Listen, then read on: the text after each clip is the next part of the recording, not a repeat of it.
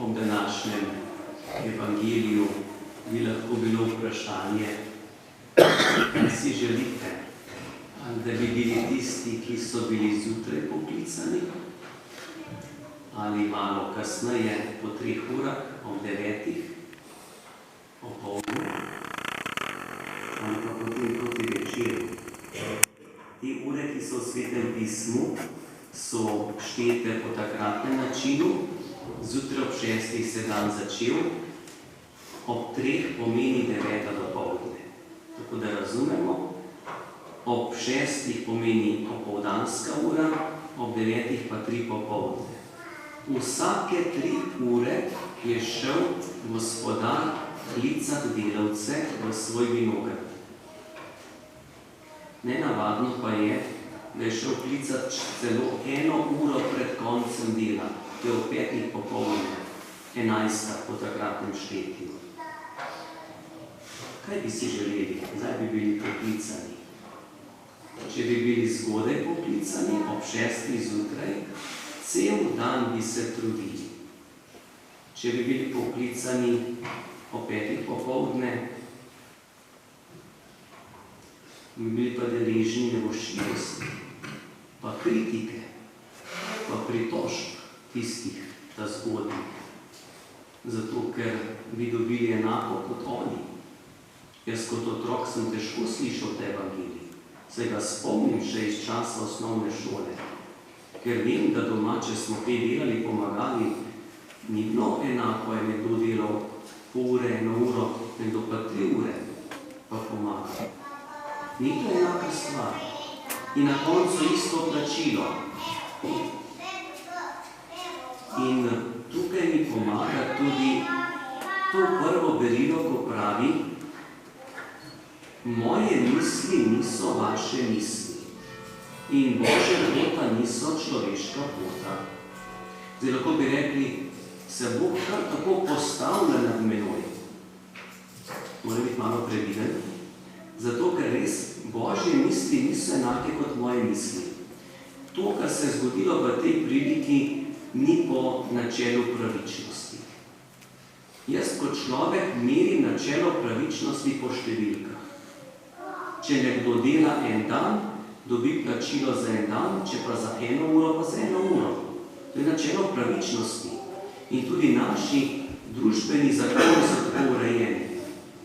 Tisto plačilo 1 denarij, zdaj imamo evre, nas ne zavaja tako hitra beseda. Jaz kot otrok sem slišal, da je dobil 1 dinar. Še v Jugoslaviji sem to poslušal. Ne 1 dinar, 1 denarij. 1 denarij je pa plača za cel dan. Zdaj, kolikšna je v evrih danes, ne vem točno, ne vem, koliko je urna postavka. Vam je bolj znano, koliko zaslužite v enem dnevu. 1 denarij za 1 dan. Tisti prvi so bili dogovorjeni in so po načelu pravičnosti dobili čisto toliko, kot je bilo potrebno. Tisti kasneje niso bili nič dogovorjeni in so dobili preveč. Jaz rečem po človeško preveč. Pa je lahko to naredil gospodar, da da preveč. Iz svojega je vzel in dal tem ljudem več, kot so zaslužili. Bil sem kot otrok zelo neprijetno občutku, da to ne gre. In kasneje sem razmišljal, zakaj ne spremlja ta občutek, ni prav razdeljeno. Ker sem imel občutek, da sem jaz podoben tistim, ki so prišli zjutraj ob 6. Zjutraj ob 6 in potem jaz delam cel dan in dobim enak zaslužek kot oni, ki pride o 5 popoldne. Pa sem vedno jaz pred Bogom tak delavec človek, ki sem zjutraj ob 6. Kaj pa, če sem kdaj poklican šele ob 12. ali pa morda celo ob 5 popoldne. In ko tako razmišljam, kaj mi je dano, kakšne dobrine imam. Morda sem pa skoraj večkrat delavec o 5 popoldne. In mi Bog daje več, kot zaslužim. In je lahko celo kdo nevoščljiv meni, zavisten, težko živi. Spomnim se enega duhovnika, to bo že več kot 20 let nazaj, je beseda nanesla, kako opazim pri nekomu dobre uspehe, je uspešen, tako ljudje ga opazijo, ne samo na področju zaslužka, ampak tudi druge stvari v življenju, lahko je to zdravje, lahko neka pozornost, ne vem, se lahko učima dobro, lažje pot skozi študij.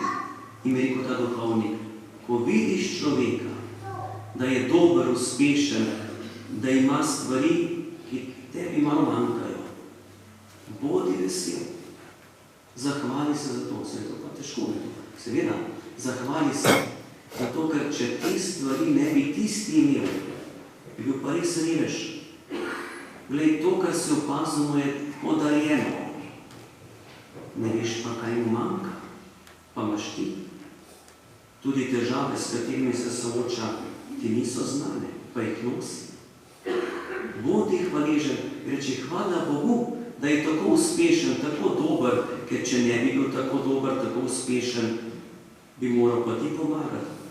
Zdaj pa nimaš skrbi za njega. Dobro mu gre, hvala Bogu.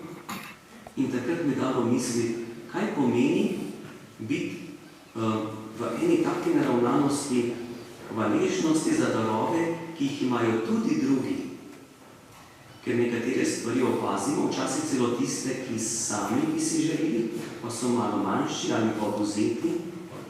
Po drugi strani pa to zavedanje. Bog nam daje več, kot je načelo pravičnosti po številki, ker nam daje v svoji dobroti. Bog nam daje pod tistim delavcem, ki prihajajo ob 5 popoldne. Potrebno pa je res bilo, da so bili najprej ti plačani. Potem pa oni, ta prvi delavci, ker če bi bilo obratno, se ne bi pokazala drža prvih ljudi. Tako se pa pokaže, ker v to držo sem jaz dostikrat zapadel. Pa verjetno je še kdaj zapadel v življenju. Ampak da me vedno znova spomni, Bog je pravičen do človeka, ampak je tudi dober in daje več, kot zaslužim. A sploh lahko rečem besedo zaslužim. Pred Bogom tako zaslužim, do ljudi morda zaslužim, ko delamo, eden drugi. Pred Bogom pa dejansko nismo delavci, da bi zaslužili, ampak dejansko smo nekdo, ki smo obdarjeni. Pred Bogom smo obdarjeni. In to misel me spremlja takrat. Ne vem, ko boste kdaj slišali kakšno vest o smrti. In ko nekdo umre, in kdaj dajo tudi tako besedo, da je odšel po večno plačilo. Pa se kar zamislim, kaj če ni šel po večni dar? Človek si ne zasluži nebesa, podarjena pa so. Da, večni dar. In ta večni dar je ta zapis en denarij. En denarij je večno življenje za vsakega izmed nas v naši prihodnosti. Kako velik bo ta denarij, pa je odvisno tudi od mojega prizadevanja za svetost. Danes, ko se spominjamo škofa Antona Martina Slomška, lahko bi zame rekli, da je visoko v nebesih, glede njegovega dela in življenja. Vsak, ki je v nebesih, je dobil en denarij. Devica Marija največji, ker je kraljica. Bodimo res v tej drži, da nam Bog daje take darove, ki presegajo tudi naša pričakovanja.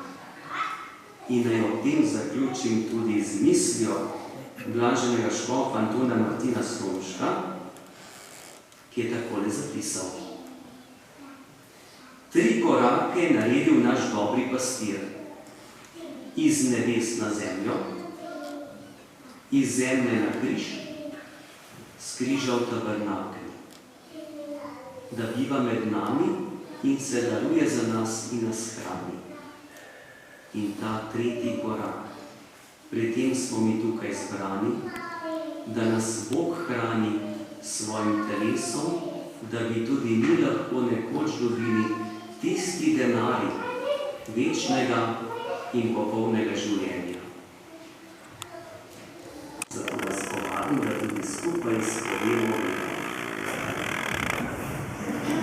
verujem v enega Boga, Očeta vsemogočnega, stvarnika nebes in zemlje, vseh vidnih in nevidnih stvari, in enega Gospoda Jezusa Kristusa, edinorojenega Sina Božjega, ki je z očeta mojega vsemi in je Bog od Boga, luč od luči, pravi Bog od pravega Boga, rojen in ustvarjen, enega isto z očetom, in je po njemu vse ustvarjeno, ki je zaradi nas ljudi in zaradi našega zveličanja prišel iz nebes in se odresil po Svetem Duhu iz Marije Device in postal človek.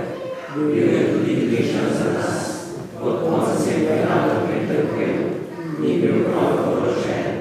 In tretji dan je od mrtvih vstal, po pričevanju pisma, in je šel v nebesa, sedi na desnici Očetovi, in bo spet prišel slavistvo in življenju naprej, in njegovemu kraljestvu ne bo konca, in v Svetega Duha, Gospoda, ki oživlja, ki izhaja z Očeta in Sina, ki ga z Očetom in Sinom poizstavimo, ki je govoril o prerokih, in eno sveto katoliško in apostolsko cerkev, priznavanjem razproščanih grehov in pričakujem stojenja mrtvih in življenja v prihodnjem veku. Amen. Zaupamo pri prošnjo naših svetih bratov in sester, posebno še svetnikov, ki so zrasli na naši slovenski zemlji. Zato se na god blaženega škofa Antona Martina Slomška obrnimo Gospodu in ga prosimo. Blaženemu škofu Slomšku je bila pri srcu edinost cerkve. Daj svoje cerkvi, da bo z edinostjo prepričljivo znamenje tvoje svetosti. Prosimo, da sliši nas. Po škofu Slomšku si nam pomaga ohraniti narodno zavest in luč vere. Naj ti slovenski narod ostane zvest in ohrani krščanske vrednote. Prosimo, da sliši nas. Blaženi Slomšek si je vnekaj prizadeval, da bi zvesto izpolnjeval svoje pastirske dolžnosti. Daj nam, da bomo tudi mi izpolnili svoje poslanstvo. Prosimo, da sliši nas. Blaženi Slomšek je bil pastir po tvojem srcu. Obudi v naši krajevni cerkvi novih duhovnih poklicev, zaradi zvestov vseh, ki so se že odzvali tvojemu krizu. Prosimo, da sliši nas. Gospod, obudi v nas hrepenenje po nebesih in daj, da bomo pri tebi srečali vse naše drage rajne, ki ti jih danes priporočamo. Prosimo, da sliši nas. Gospod Jezus, zahvaljujemo se ti za zgled svetosti, ki si nam ga dal v škofu Slomšku. Usliši te naše prošnje in daj, da ostanemo v tvoji ljubezni, ki živiš in kraljuješ lepo.